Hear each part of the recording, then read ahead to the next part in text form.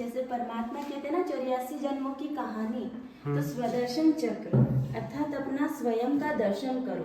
तो स्वयं का दर्शन माना ये जो हमारे 84 जन्म होते हैं, जैसे सतयुग में पहले श्री कृष्ण और राधा का जन्म होता है जब, और वहाँ पे वो 16 कला संपूर्ण होते हैं, और 16 कला उनकी जो स्थिति होती है एकदम संपूर्ण एकदम प्योर, और उनकी वहाँ पे आयु होती है 150 वर्ष, और मतलब उनकी कलाएं होती है 16 कला होती है और आयु 150 वर्ष होती है, और एक युग होता है 250 वर्ष का।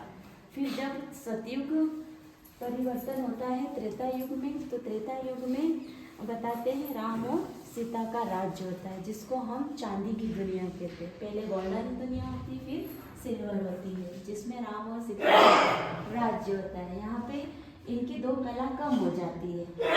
जब 2 कला कम होती है, मतलब कहते हैं ना कि कौन सा चांद, पूर्णिमा का चांद, वो 16 कला संपूर्ण होता, पर 2 दिन के बाद उसकी कलाएं कम होती, पर फिर भी उसको संपूर्ण नहीं बोलते। ऐसे ही देवी देवताओं की भी 2 कला कम होती है, पर वो मतलब 14 कला उनकी कहलाती है, और यहाँ पे 12 जन्म होते हैं, और आयु भी 150 वर्ष होती है। फिर सीढ़ी उतरते उतरते आते हैं द्वापर युग में, जिसको हम कॉपर की दुनिया कहते हैं, जहाँ पर हमारे 21 जन्म होते हैं, और डायरेक्ट मतलब कलाएं 8 हो जाती हैं। फिर उसके बाद और सीढ़ी उतरते उतरते आते हैं कलयुग में आते हैं। जब कलयुग में आते हैं तो आत्मा की कला एक दिन कलाहीन हो जाती, कोई भी कला नहीं बचती, नो कला। अब इसलिए अभी सारी आत्मा तमो प्रधान है, इसलिए आत्मा कैसी बन गई, काली, अर्थात लोहे की तरह बन गई।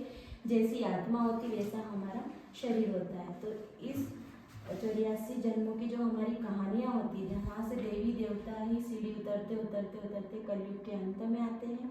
फिर जब संगम युग में परमात्मा का अवतरण होता है, और परमात्मा फिर से अपने बच्चों को सहज राजयोग की शिक्षा देकर अपने साथ ले जाते हैं, और वापस से हमें इस दुनिया के लायक बनाने के लिए ऐसा हमें कहते हैं कि ऐसे देवी गुण धारण करो। तो जब देवी गुण धारण करेंगे तो हम उनके जैसे। एंड ये कलयुग है, ये कलयुग है ना? हाँ, कलयुग का ऐसा महाविनाश होगा।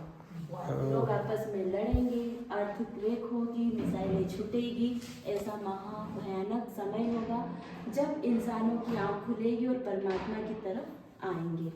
चलो।